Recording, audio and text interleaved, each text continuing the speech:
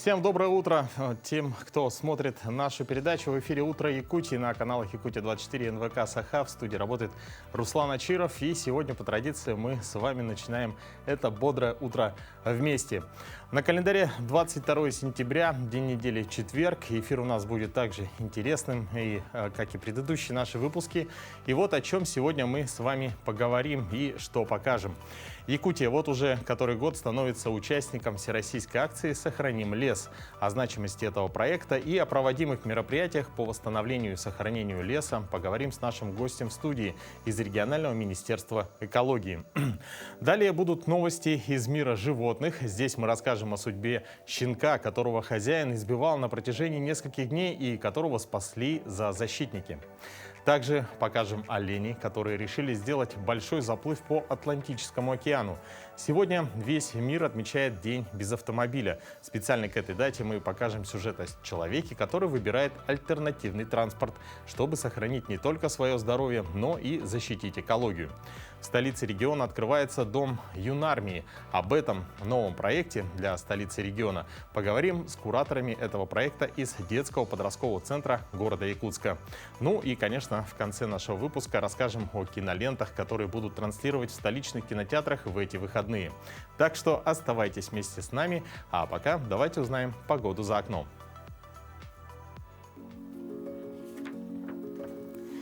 По состоянию на 6 утра в центральных районах температура воздуха была 4,1 градуса ниже нуля. В заречной группе районов минус 7, минус 1. В южных минус 6, минус 3. В Вилюйской группе районов минус 4, минус 1. В западных минус 2, плюс 1. В Нижнеленских районах минус 1 градус. В Колымо-Индигирской группе улусов 2 градуса ниже нуля, плюс 5. В Янских 2-1 мороза. На северо-западе минус 4, плюс 1. В Якутске температура воздуха на 6 утра составляла 0 градусов. Атмосферное давление 747 миллиметров ртутного столба. Ветер западный 4 метра в секунду. Сегодня днем без существенных осадков. Ветер западный 3,8 метра в секунду. Температура воздуха плюс 4, плюс 6 градусов.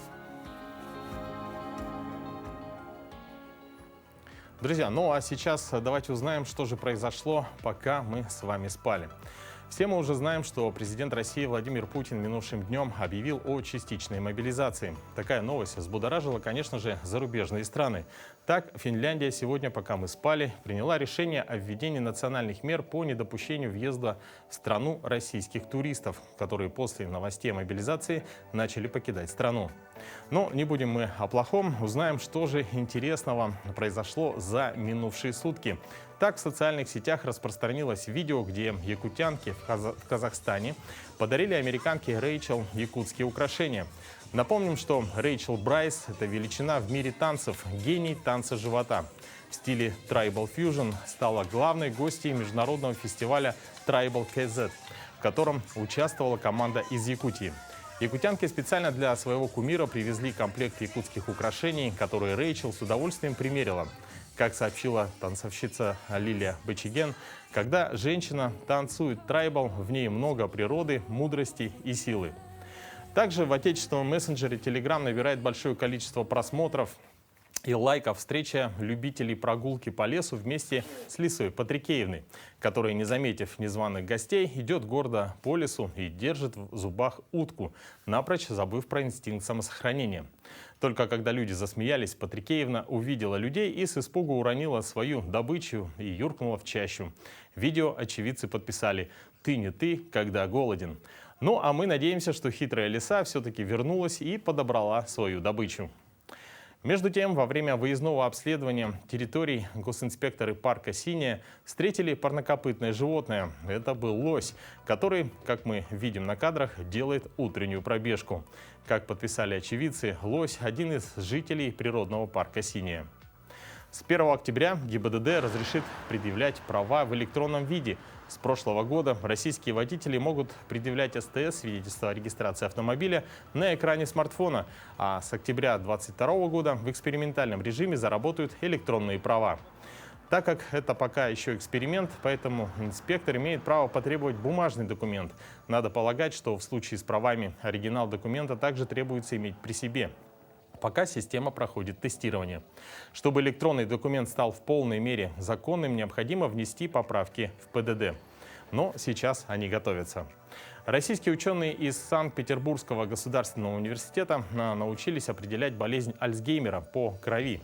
В ходе исследования специалисты выделили самый перспективный биомаркер в плазме SICAM-1. Он представляет собой растворимую молекулу клеточной адгезии, а также показатель эндотелиальной дисфункции, проявляющейся у пожилых людей с сосудистыми нарушениями. Выяснилось, что SICAM-1 еще и отображает нарушение работы эндотелия у больных Альцгеймером. Более того, удалось выделить еще один биомаркер GCSF, который появляется на поздних стадиях. С помощью нового метода медики могут теперь не только идентифицировать нейрогенеративное заболевание, но и выявить его степень прогрессирования. Международная группа ученых предложила новый способ для предотвращения глобального потепления. Он дешевый и поможет Земле нормально просуществовать еще несколько десятилетий. Результаты исследования опубликованы в журнале Environmental Research Communications. Ученые предлагают на реактивных самолетах распылять маленькие аэрозольные частицы в атмосфере. При попадании на высоту 13 километров эти частицы заглушают солнечный свет. Соответственно, лед перестает таять так интенсивно. Общая стоимость эксперимента – $11 миллиардов. Сроки запуска проекта пока не названы. Особая дата, инициированная коллегией профессоров Северо-Восточного федерального университета, станет ежегодной. Впервые День согласия отметят уже сегодня, 22 сентября, в Северо-Восточном федеральном университете имени Максима Кировича Амосова. Концепция даты опирается на философию согласия профессора СФФУ, доктора философских наук Виктора Михайлова. День согласия – это день формирования и утверждения общности, передачи новому поколению студентов уникальных, профессиональных и личностно ориентированных знаний и ценностей от профессоров, ветеранов и выдающихся выпускников. Дорогие друзья, Якутия присоединилась к всероссийскому субботнику «Зеленая Россия». Так, Министерством экологии, природопользования и лесного хозяйства республики на территории региона были организованы ряд мероприятий. Главной целью является формирование экологической культуры населения, объединение экологических инициатив граждан, организаций и органов государственной власти, волонтеров в деле охраны окружающей среды для создания благоприятных условий жизни для нынешних и будущих поколений. Какие мероприятия прошли и какие планируются, мы сегодня поговорим с нашим гостем в студии. Это заместитель руководителя департамента по водным отношениям и экологическому просвещению Владислав Велигура. Владислав, доброе утро. Доброе утро. Расскажите, что это за акция и какой год Якутия принимает участие в данном мероприятии? Эта акция у нас всероссийская, называется «Зеленая Россия». Она проводится с 2014 года. С 2014 года наша республика активно принимает участие. Мы, конечно же, пошли немножко дальше. Так как у нас сейчас самый такой благоприятный период для посадки саженцев, мы назвали свою акцию «Сохраним лес». И совместно с жителями и заинтересованными лицами организовываем мероприятия по проведению как раз вот этой акции «Сохраним лес» в рамках субботника «Зеленая Россия». А какие мероприятия прошли в рамках этого всероссийского субботника и насколько наши организации активно принимают участие? Получается, что наши организации очень активны. Понятно, что лесовосстановлением занимаются отдельные органы, а именно посадка саженцев в населенных пунктах – это уже, конечно, ответственность больше муниципальных властей. И, конечно же, муниципальные власти совместно с гражданами, с организациями организовывают эту работу, каждый по своему отдельному плану. Получается, что у нас в рамках субботника проходит как получается посадка саженцев, так и уборка на лесных территориях в лесном массиве. Вот сейчас на экранах у наших телезрителей идет видеозаставка, да? Вот что это было за мероприятие? Получается, на прошлой неделе в рамках проведения Дня работника леса мы пригласили организации города Якутска активно принять участие в соревнованиях, которые мы назвали «Наш лес». Такие соревнования у нас также были проведены 5 июня в День эколога России. И получается, по тому же сценарию мы организовали соревнования по сбору отдельных фракций в лесном массиве. Получается, они разделились на команды по 5 человек, и у каждой команды была задача за как можно наименьшее количество времени собрать наибольшее количество мусора. Ну, получается, что они также делили их по фракциям. Это алюминий, жестяные банки, стекло, получается, отдельные виды отходов. Поэтому по таким критериям мы их разделили. Ну и, конечно же, были и победители, проигравших не было, потому что все мы, получается, занимались одним делом. Ну, я думаю, что те участники, которые активно приняли участие, они остались довольны. Можно поговорить о посадке деревьев, да, саженцев. За прошедшее лето ряд организаций активно принимали участие, да, в посадке деревьев и саженцев. На сегодня какая работа ведется по восстановлению лесов после пожаров прошлого и предыдущих лет? Так, основная работа, конечно же, проводится в рамках национального проекта «Экология», регионального проекта лесовосстановления, сохранения лесов, где проводятся отдельные мероприятия по естественному лесовосстановлению, содействию естественного лесовосстановления.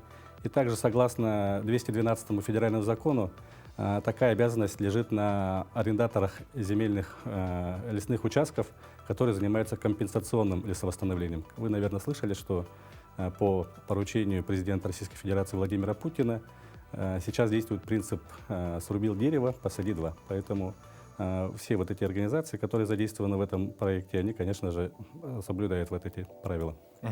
А вот откуда берутся сами саженцы? Это есть какие-то, существуют питомники? Так, основная масса, конечно, на данный момент у нас заводится из других регионов. Основные сейчас поставщики — это у нас Хабаровск, Иркутск и Республика Бурятия. Там закупается данный материал, так как их саженцы совпадают с нашим лесосеменным районированием Республики Саха-Якутия. Поэтому были выбраны именно вот эти регионы. Но я думаю, что Республика Саха-Якутия в будущем сама будет себя обеспечивать. А какие в основном это деревья? Так, в основном, конечно же, это сосна, получается, да? Поэтому вот те участники акции, которые принимали в предыдущие годы, они, наверное, замечали, что в основном это у нас сосна. Владислав, спасибо вам большое за то, что посетили наш утренний эфир. А мы продолжим наш разговор после утренних новостей.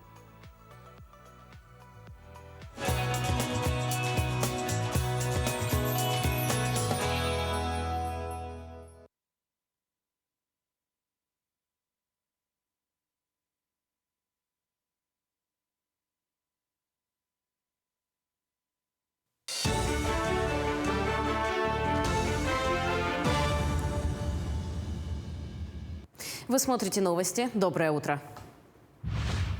Президент России Владимир Путин объявил о частичной мобилизации. Он подписал соответствующий указ. Документ опубликован на сайте Кремля. По словам главы государства, призыву будут подлежать только граждане, находящиеся в запасе. Они будут проходить дополнительную подготовку с учетом опыта спецопераций на Украине. Мобилизационные мероприятия уже начались. Главам регионов поручено обеспечить призыв по мобилизации.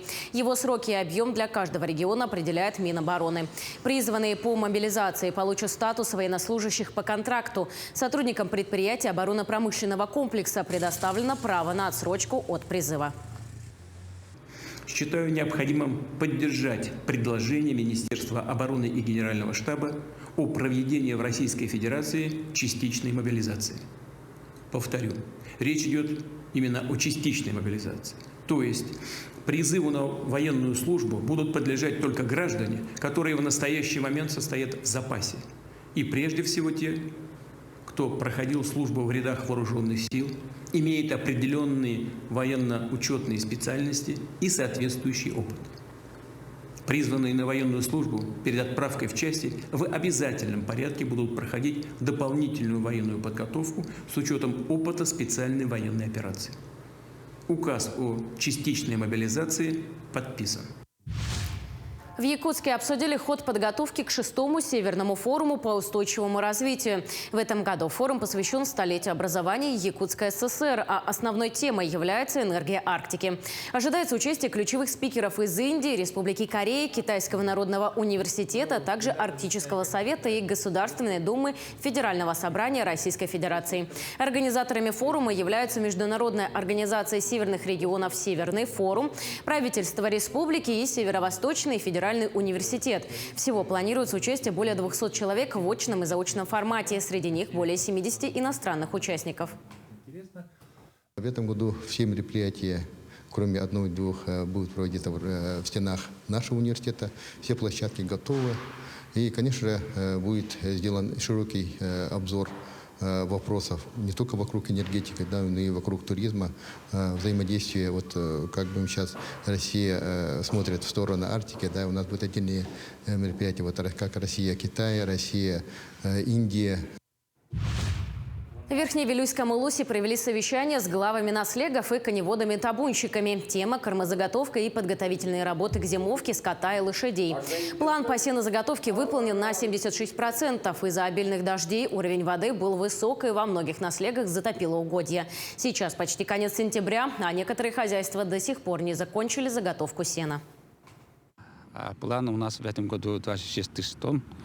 Но, тем не менее, на сегодняшний день мы тоже косим до снега. Дополнительный комбикорм, сеногранулный мы уже заказали. До закрытия переправы она здесь будет. Но, тем не менее, работа идет.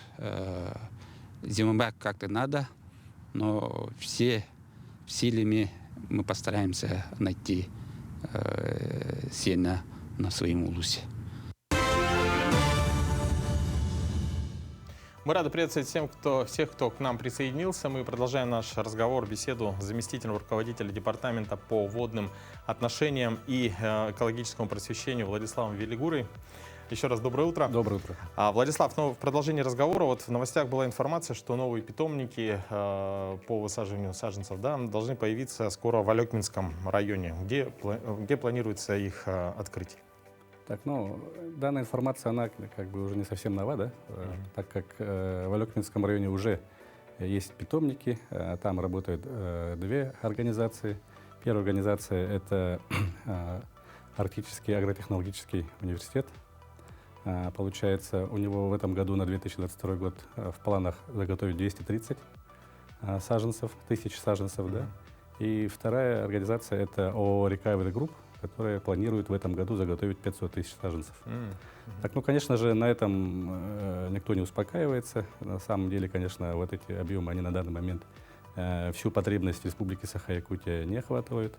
Поэтому сейчас появляются новые инициативные организации, руководители, которые уже рассматривают вопросы по открытию своих лесопитомников на территории Республики Саха-Якутия. А когда будет уже первый урожай, да, то есть и где они будут высаживаться, в каких районах? Так, ну, получается, по мере созревания саженцев все материалы уже заготавливаются. Понятно, что работа ведется не на короткий период, а эти саженцы в этом году, которые будут посажены, они заготавливались еще с прошлого года. А в этом году тот урожай, который вышел, они уже все как бы распределены. Идет распределение именно по лесосеменному районированию. Получается, вот какой вид где подходит, получается, ну, в городе Якутске в основном высаживается сосна вот по Вилюйскому тракту, вот где у нас есть карьеры и так далее, да, вот такие мероприятия проводятся. А какие еще дополнительные мероприятия будут проводить Минэкологии до конца этого года? Так, ну, у нас сейчас в данный момент, так как благоприятный период, все мы активно участвуем в акциях, с акцией «Сохраним лес» в рамках субботника «Зеленая Россия». Ну, у нас, конечно же, сейчас уже начинается холодный период времени, уже где-то даже снег лежит, да, поэтому мы переходим уже к мероприятиям, которые проходят в помещениях. Ну, это в основном работа с подрастающим поколением. Получается, что это будет проведение эко-уроков, акций, мероприятий со школьниками, со студентами, И получается, что наша акция, которая проводится ежегодно уже в 16-й раз, республиканская экологическая акция «Природа и мы», которая стартовала у нас в марте 2022 года, должна быть завершена в октябре этого года. И получается, после этого мы будем подводить итоги и в ноябре уже самых отличившихся награждать, поощрять, подводить итоги. Ну, Владислав, спасибо большое за вашу работу, за то, чтобы наш лес оставался зеленым. Ну, а мы, в свою очередь, дорогие друзья, давайте посмотрим, какие даты и события, чем запомнился этот день в истории. Мы узнаем это из нашей постоянной рубрики «Даты и события». На календаре 22 сентября. Сегодня отмечают Всемирный день носорогов, День защиты слонов, День долгожителя, День мороженого в рожке, День белого шоколада, День бизнес-леди, День сети или One Web Day, Всемирный день без автомобиля. По народному календарю отмечают День осеннего равноденствия. В этот день центр Солнца проходит через небесный экватор, благодаря чему длина ночи и дня становится одинаковой. В старину в этот день чтили Солнце и поминали усопших, а также следили за приметами. Если на иве начали опадать листья, то зима наступит рано. События в этот день. Русские основали первое постоянное поселение на Аляске – гавань трех святителей. В 1839 году в память об Отечественной войне 1812 года в Москве начато строительство нового храма Христа Спасителя. В этот день президент США Авраам Линкольн объявил об освобождении негров-рабов. Постановлением Совета народных комиссаров СССР в Красной армии введены персональные воинские звания. В этот день родились Майкл Фарадей, английский физик и химик, основоположник учения об электромагнитном поле. Шарлотта Купер, британская теннисистка, первая чемпионка Олимпийских игр, проведенных среди женщин. Алексей Лосев, русский философ, писатель. Сергей Ожегов, советский языковед, лексикограф, профессор, автор словаря русского языка. Дин Рид, американский певец, киноактер, кинорежиссер, общественный деятель. Именины в этот день отмечают Харитон, Сергей, Никита, Иосиф, Захар, Дмитрий, Григорий, Василий, Афанасий, Алексей, Александр, Аким, Анна. Ну, еще хотелось бы добавить, что сегодня 22 сентября мой день рождения. Ну, а мы также сказали, что сегодня день без автомобиля. Крупные города многих стран, в том числе в России, в этот день сокращают использование автомобилей для поездок по городу в пользу трамвая, троллейбуса, метро, а также велосипедов и пешей ходьбы. Соответственно, трамвая, троллейбуса и метро в Якутии еще нет, поэтому поддержать проведение такого дня наверняка могут только пешеходы и велосипедисты. Но, кстати, об одном из них мы сегодня расскажем. Леонид Иванов везде передвигается на своем любимом велосипеде. Даже в минусовую температуру может ездить на своем железном коне раздетым. Я считаю, это одно из самых таких универсальных средств передвижения. Почему? Потому что для автомобиля нужно топливо специальное. Для скейта он тоже удобен в передвижении, или самокат, но он на далекие расстояния не так универсален, не так удобен. Личный рекорд мужчины – 2 минуты в минус 51. Но не это главное, считает велолюбитель. Езда на велосипеде, по его мнению, не только позволяет быть в хорошей физической форме, но и к тому же дает свободу передвижения. Жидкость в первую очередь. Есть жидкости разные. Вода – это самое простое. Также соки, чаи, изотоники. Это уже дополнительно с минералами, с витаминами. Но если для автомобиля нужно топливо, то при езде на велосипеде важно самому правильно питаться, а главное – восполнять водный баланс. Даже на небольшие велопрогулки с собой велосипедист советует всегда брать воду и легкий перекус. Чем ниже температура, тем лучше защищены конечности, паховая область, ну и самое главное – голова. Ну и еще лицо, потому что когда температура ниже 40 и ветер, то лицо очень легко обморозит. Поэтому борода. Борода в этом тоже очень хорошо помогает. В этом есть, да, плюс ее. Если раньше многие жаловались на плохое качество дорог и отсутствие велодорожек, то с каждым годом потихоньку проблема решается. Сейчас по центральной улице, проспект Ленина, да, велодорожки сделаны. На 203-м есть тоже велодорожки. И вообще, в общем, в Якутске, да и в Якутии, так как по ней путешествуют до сих пор, и это очень классно, качество дорог улучшается. И это, несомненно, сказывается на количестве людей, предпочитающих велосипед автомобилю. И замечаю то, что, опять же, с каждым годом все больше и больше ездит людей, знаете как, семьями. Не один-два человека, а вот прямо трое, четверо. И большое разнообразие стало возрастной категории. Но если у вас нет велосипеда или желания ездить на нем, то передвигаться можно и на своих двоих. Это тоже отличная альтернатива и не только в день без авто. Туяра Филиппова, Якутск. Ну а в Красноярске волонтеры спасли щенка, пострадавшего от жестокого обращения со стороны хозяина. Где сейчас находится щенок и что с ним дальше будет, узнаем в следующем материале.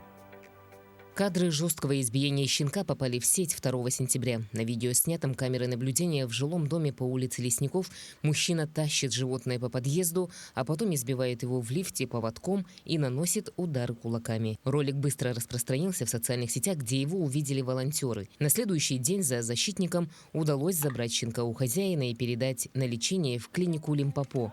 Ветеринарный врач Дания Пух рассказала, что 4-месячный малыш поступил в клинику с многочисленными травмами. Ночью поступил щенок с признаками черепно-мозговой травмы. Под подозрением он приехал в критичном состоянии.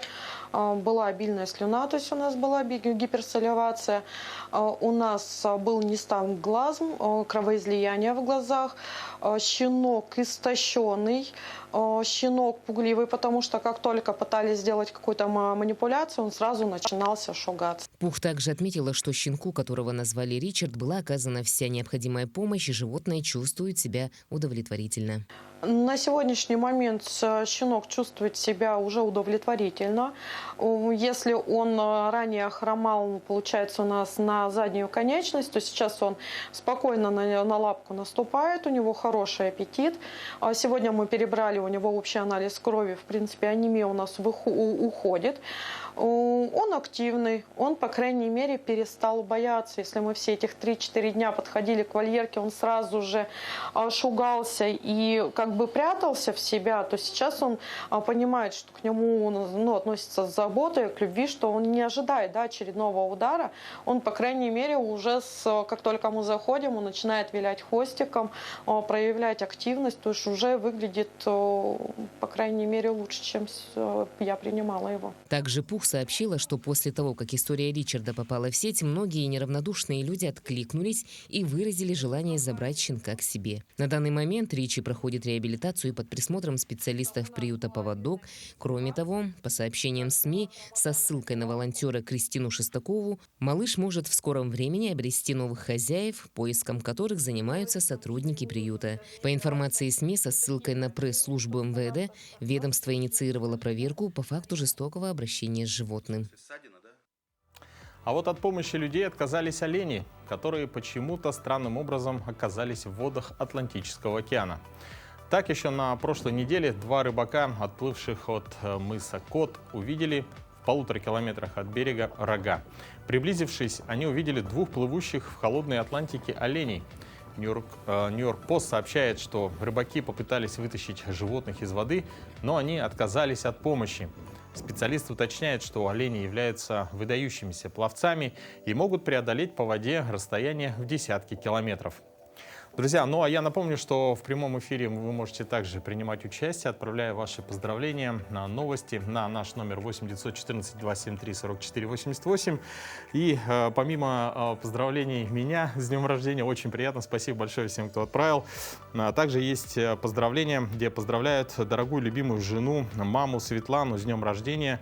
Поздравляют любящий муж и дети Лена и Тимур. Желаем крепчайшего здоровья, огромного счастья, семейного благополучия, радости, веселья каждый день. Знай, что мы все тебя очень любим.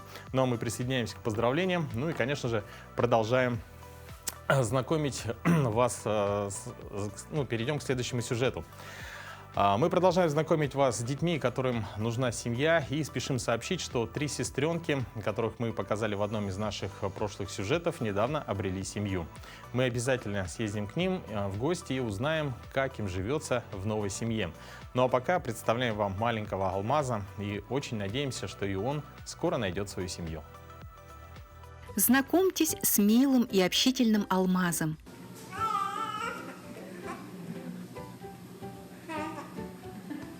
Это у нас Алмаз, ему 8 месяцев. Алмаз, ребенок сам по себе очень спокойный, аппетит хороший, умеет гулять, издавать разные звуки. Мы потихонечку начинаем сидеть, да, Алмаз? Кушает хорошо, гуляем, когда тепло, да, Алмаз? Алмаз очень любознательный малыш. Даже лежа в манеже, он с удовольствием изучает все вокруг. Алмаз четко соблюдает режим и вовремя ест. Он очень любит молоко, старательно пьет из бутылочки, проявляя хороший аппетит. С удовольствием Алмаз проходит физиопроцедуры.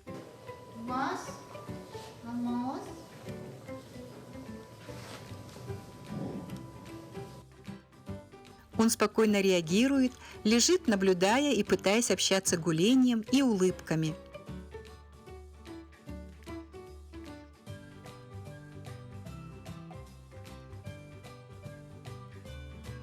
Алмазу всего 8 месяцев. Так получилось, что он находится в Центре содействия семейному воспитанию, и ему очень нужна семья. Мы надеемся, что найдутся те, кто станет родителями для Алмаза, окружат его любовью и вниманием, и малыш обретет семью.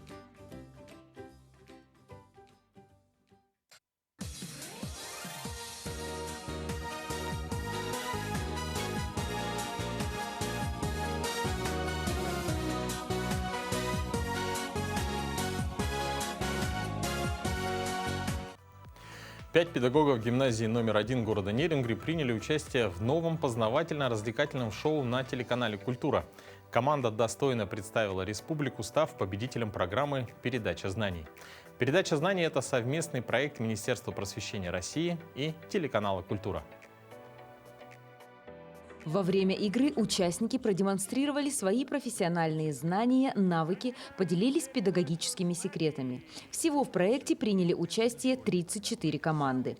Команда педагогов из гимназии номер 1 – это победители и лауреаты конкурса «Учитель года». Каждый участник отвечал за определенную область знаний, но был готов к неожиданным поворотам. Данный конкурс был направлен на общую эрудицию учителя, и, соответственно, подготовка была очень разносторонней, то есть мало знать свою предметную область, нужно быть подкованным в различных областях. Вот так как данная передача, она ориентирована на очень широкий круг зрителей. Конкурсы, в которых соревновались команды, были весьма увлекательными и разнообразными. Например, в лабораторной работе приняли участие Маргарита Суворова, учитель биологии, и Екатерина Горюхина, учитель физики. Их задача была надуть шары нестандартным способом. Нам были даны пустые бутылки, сода, уксус, ну и шарики. За 1 минуту необходимо было наполнить шары содой, одеть эти шарики налить в бутылки уксус и одеть на них шарики. В этот момент, естественно, происходит химическая реакция, выделяется углекислый газ, шары надуваются. Не просто пришлось Любови Матросовой, учителю начальных классов. Ей предстояло соревноваться в силовом конкурсе с учителем физической культуры с 35-летним стажем. У нас были абсолютно одинаковые задания. Нужно было соединить достаточно упругие резинки и соединить их между собой крючочками. Вот. Насколько резинки тяжело тянутся, знали, наверное, только некоторые, кто за кадром попытался их подергать, эти резинки. Я этого не делала, поэтому я шла, можно сказать, неизвестность. Вот. Но, в принципе, мне все удалось. Команда из Тамбова стала достойным соперником, но итог соревнований – ничья. И обе команды получили титул победителя. В эфир передача с участием команды нашей республики выйдет 9 октября на телеканале «Культура». Ирина Лазаренко, Вадим Барашков, Нерюнгри. Ну а тем временем школьники из Якутии в эти дни участвуют в поисковых работах по увековечиванию памяти солдат, павших в годы Великой Отечественной войны на озере Ильмень в Новгородской области. Ребята из 3 районов Якутии наблюдают и помогают поисковикам в сложной, но очень важной миссии. Что удалось обнаружить и что дают ребятам такие поездки, расскажет Туяра Филиппова.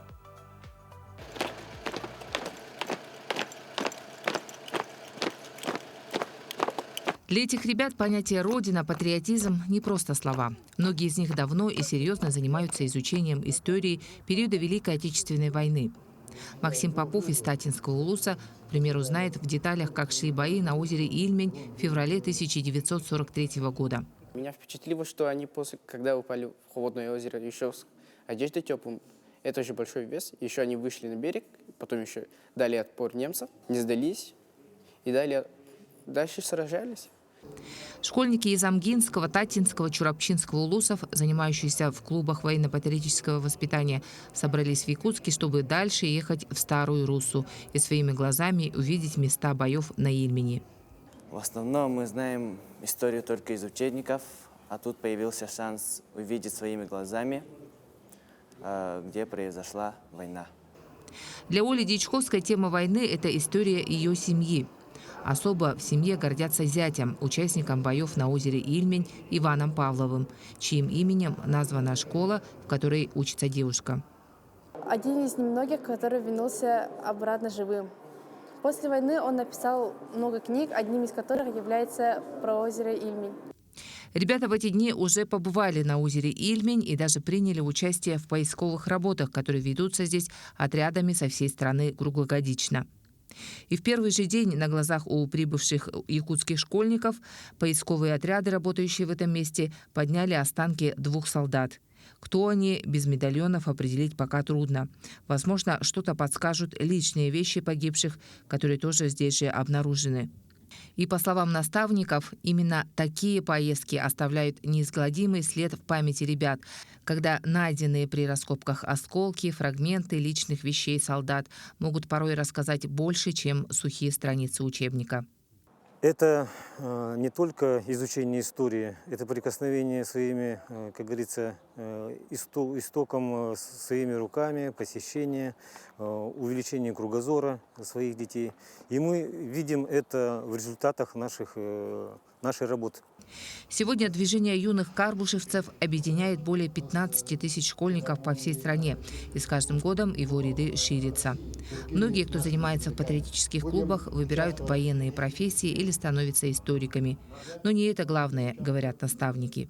Мы хотим, чтобы они любили свою родину и стали патриотами своей страны. Туяра Филиппова, Семен Семенов, Якутск. В рамках 7-го республиканского патриотического слета учащихся и молодежи сегодня состоится открытие Центра юноармейской подготовки «Дом юнармии». Открытие Дома юнармии состоится при поддержке федерального центра. Он откроется при детском подростковом центре. Более подробно об этом проекте и что это за Дом юного армейца нам расскажет наши гости. Это Любовь Петровна Федотова, секретарь местного отделения Всероссийского движения «Юнармия», руководитель юноармейского отряда. Доброе утро. Здравствуйте. Расскажите, что это за проект? Юнармия – это всероссийское военно-патриотическое общественное движение. В Республике Саха-Якутия движение начало свою деятельность в 2016 году. А в городе Якутске координатором является Центр по подготовке юноармейцев «Дом юнармии» города Якутска при детском подростковом центре, который официально зарегистрирован в Москве. 23 сентября мы планируем торжественно открыть Центр по подготовке юноармейцев «Дом юнармии» города Якутска. Ну, вас поздравляем с этим событием. А какие цели и задачи преследует? Цели и задачи движения «Юнармия» – это формирование у подрастающего поколения чувства ответственности, самореализации, ответственности и формирование у них чувства гражданственности. по различным направлениям, такие как творчество, научно-исследовательские работы, научно-практические работы, туризм, краеведение и спорт. А скажите, а кто может стать участником данного проекта? Участником движения может стать любой желающий от 8 до 18 лет. В настоящее время в юнормедских отрядах на базе 11 школ города Якутска и детского подросткового центра занимаются около 500 юнормейцев. И в декабре 2021 года мы официально открыли первый класс, юнормейский класс в Республике Саха-Якутия на базе школы номер 3 города Якутска. И сейчас там занимаются учащиеся 8 Г-класса наши юнормейцы патриотического клуба «Городской патруль». А какие проекты, какая программа мероприятий запланирована на этот год? У нас успешно реализуются патриотические проекты совместно с нашими социальными партнерами. Это Министерство внутренних дел по Республике Саха-Якутия, Якутская кадетская школа-интернат, Совет ветеранов органов внутренних дел и внутренних войск по Республике Саха-Якутия. Мы реализуем военно-патриотические проекты, такие как туристический маршрут, спортивные мероприятия, игры предков. То есть это спорт, направленный по национальным видам спорта. Также мы проводим интеллектуальные игры, которые приурочены к памятным датам и уроки мужества. К примеру, в феврале каждый год мы проводим всероссийский урок мужества «Битва на озере Ильмень» совместно с юнормедскими отрядами Старорусского района Новгородской области. И самые ближайшие наши мероприятия – это в октябре мы проведем республиканский конкурс патриотического плаката «Героями не рождаются, героями становятся». В ноябре будет «Выбор проф-Якутск». Это проект, который помогает подросткам в выборе будущей профессии. И в декабре у нас состоится юнормейский бал. А также мы планируем открытие юнормейских классов на базе общеобразовательных школ города Якутска. Очень насыщенная программа, очень много проектов у вас. А сколько кружков и секций предлагает детский подростковый центр? И идет ли запись на них и куда можно обращаться родителям и детям? Каждое лето мы проводим летние смены, летний позитив, в рамках которого мы проводим туристические проекты, такие как «Путь Росомахи». В этом году у нас на республику вышел проект «Таежный герой». Это военизированная игра на местности, и в нем приняли участие ангаласки, медино-кангаласки, горные улусы. Также мы реализуем игры мини-футбол, велоэстафету, дорожный лабиринт и многое другое. Вот в этом году у нас прошли 2 замечательные смены «Юнормейское лето». И по окончанию этой смены мы поощрили наших участников бесплатными путевками в лагерь Туапсе. А скажите, вот где будет происходить открытие и во сколько? Открытие Дома юнармии города Якутска будет 23 сентября на Клары Цеткин, 14/3. Хорошо, спасибо большое. Вас поздравляем с открытием. Ну и, конечно, желаем дальнейших успехов в вашей работе. Ну а детали от старых игрушек собирают в Мирнинском театре для создания арт-объекта. В театре по инициативе продюсера Алмазного края запустили проект Recycle Art.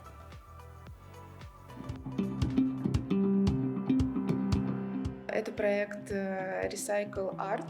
Есть такое направление Recycle театр и Recycle Art как раз, который заключается в том, что произведения искусства или театральные постановки делаются из, условно, мусора. Ксения Исламова как раз предложила нам начать сбор в театре пластиковых деталек, игрушек, ненужных, сломанных, кукол, чтобы в последующем художники сделали в нашем фойе театра арт-объект из деталей, которые уже никому не нужны. Мы предполагаем, что, скорее всего, это будет картина. Она явно будет объемная, поскольку детальки, собственно, объемные. Вот. В какой-то вот технике, видимо, мозаики.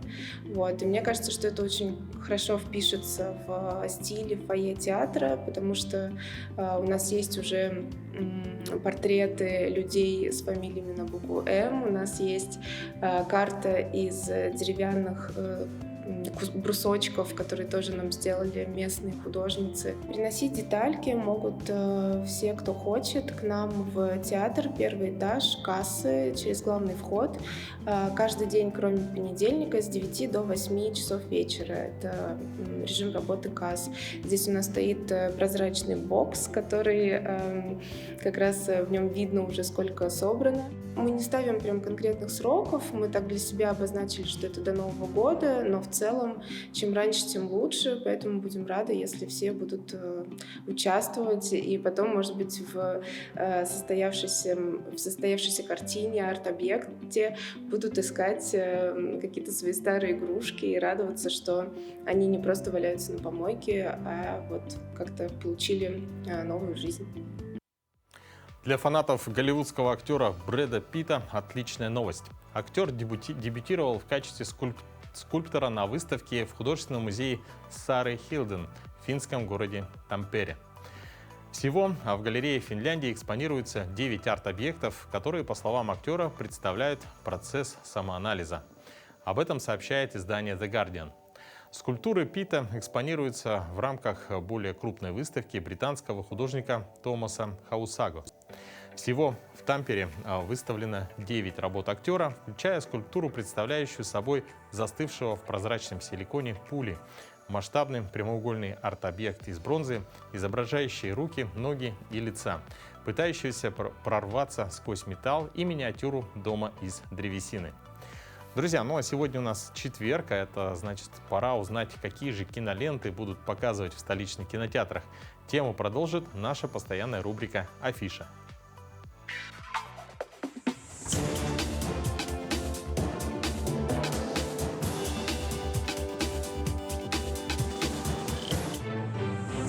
Доброе утро!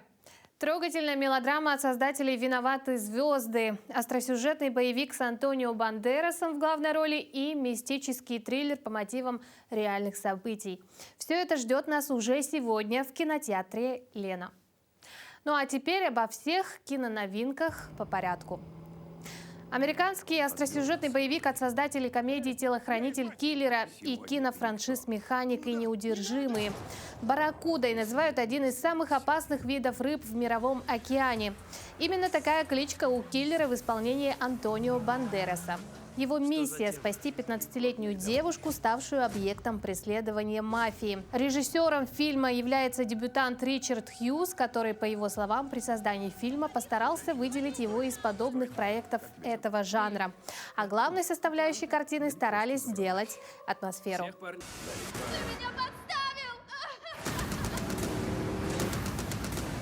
Я тебе поверила. Я пришел спасти тебя. Я здесь ни при чем. О нет, еще как при чем. Барракуда. Мистический романтический фильм о путешествиях девушки сквозь время, которая пытается спасти от грядущей смерти своего любимого. Лента стала режиссерским дебютом Грега Бьоркмана, а сценарий к картине также подготовил дебютант в большом кино Джеймс Бэтчелор, который взял за основу сюжета один из рассказов Джоша Буна, автора бестселлера «Виноваты звезды». Режиссер Бьоркман понял, что музыка сопровождает нас практически всегда и повсюду и может с легкостью перенести в нужные воспоминания. У картины есть все шансы надеяться на отличную мелодраму, которая будет трогательной, красивой и печальной. Больше ничего не помогло. Твоя жизнь важнее нас. Увидимся в будущем. Время между нами. Также в прокат выходит кинокартина «Воронья лощина», снятая по мотивам реальных событий из жизни Эдгара По. Дело происходит в 1830 году, когда будущий великий писатель был еще юным кадетом, одним из лучших в американской военной академии Вест-Пойнт. Однако внезапно он покинул стены академии и обратился к писательству. По сюжету фильма Эдгар с друзьями случайно попадает в городок Воронья Лощина, где сталкивается с некими мрачными обстоятельствами и мистическими пророчествами. Они-то и заставили По круто изменить свою судьбу и стать классиком готической литературы.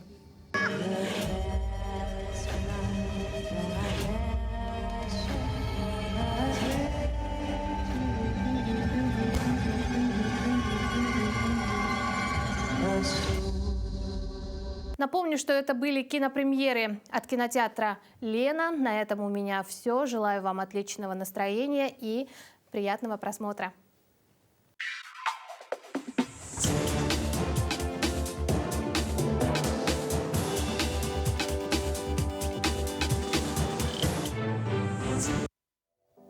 Спасибо, Катерина. Я думаю, что теперь многие из вас, сделали планы на ближайшие выходные. Ну а какие самые актуальные новости произошли на эту минуту в республике, в стране и в мире? Давайте посмотрим в нашей рубрике новостей.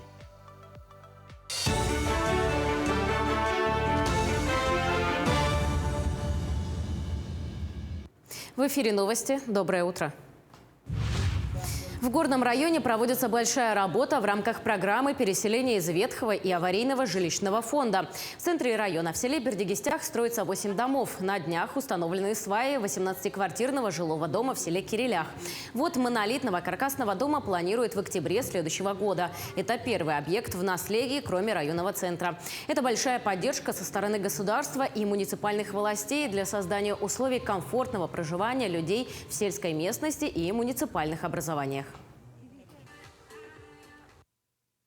Двухкомнатных будет 11 квартир и 7 квартир будет однокомнатные. Общий объем строительства около 700 квадратных метров. Ввод жилья планируется 20 октября 2023 года. В течение года к столетию ЯССР во всех уголках нашей необъятной республики проводятся различные акции и мероприятия. Одним из значимых событий для жителей Октябрьского наследия в Нерюнгбинском районе стала посадка 100 саженцев. Активное участие приняли работники организации, жители и молодежь Октябрьского наследия. Были посажены саженцы березы, ели и сосны. Саженцы лесных культур были предоставлены Нюрбинским лесничеством.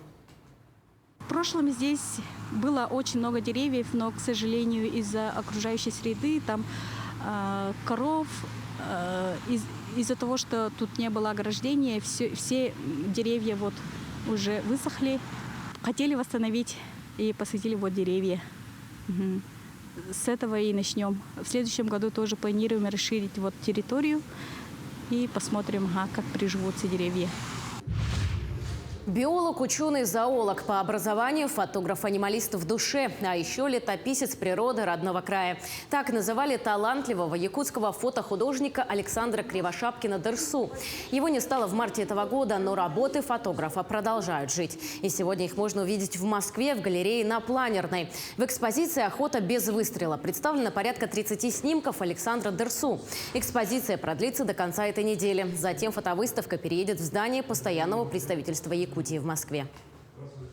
Когда мы готовились к этой выставке, действительно очень большой файл фотографий, начиная с 2007 по 2022 годы. Папка содержит времена года и все по датам. То есть очень сложно было мне найти эти фотографии, но мы это сделали, отобрали самые лучшие. Золотой фонд его фотографий. Он все это с любовью все сохранил, все это скорректировал.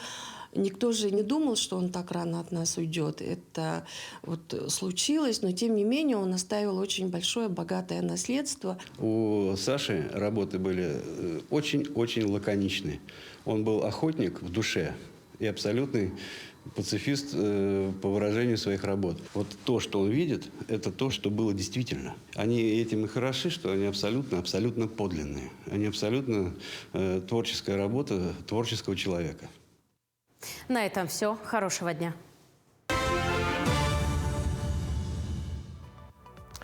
Ну что, дорогие друзья, напоминаю, сегодня у нас на календаре 22 сентября, четверг. И сейчас хотелось бы напомнить вновь о погоде за окном. В центральных районах республики по состоянию на 6 часов утра температура воздуха была 4,1 градуса ниже нуля. В заречной группе районов -7, -1. В южных -6, -3. В Вилюйской группе районов 4,1 градуса ниже нуля. В Нижнеленских районах -1, в западных -2, +1. В Колымо-Индигирской группе улусов -2 градуса, +5. В Янских -2, -1. На северо-западе республики температура воздуха была -4 градуса, +1. В Якутске температура воздуха на 6 часов составляла 0 градусов. Атмосферное давление 747 миллиметров ртутного столба. Ветер западный 4 метра в секунду. Сегодня днем без существенных осадков. Ветер западный 3,8 метра в секунду. Температура днем 4-6 градусов тепла.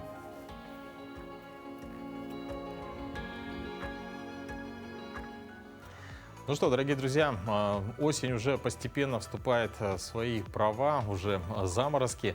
Но, тем не менее, несмотря на это, мы желаем вам самого отличного, бодрого утра и, конечно же, хорошего продолжения этого дня. Ну и напоминаю, что завтра в это же время мы встретимся с вами на телеканалах Якутия-24 и НВК Саха. До новых встреч в эфире. До завтра.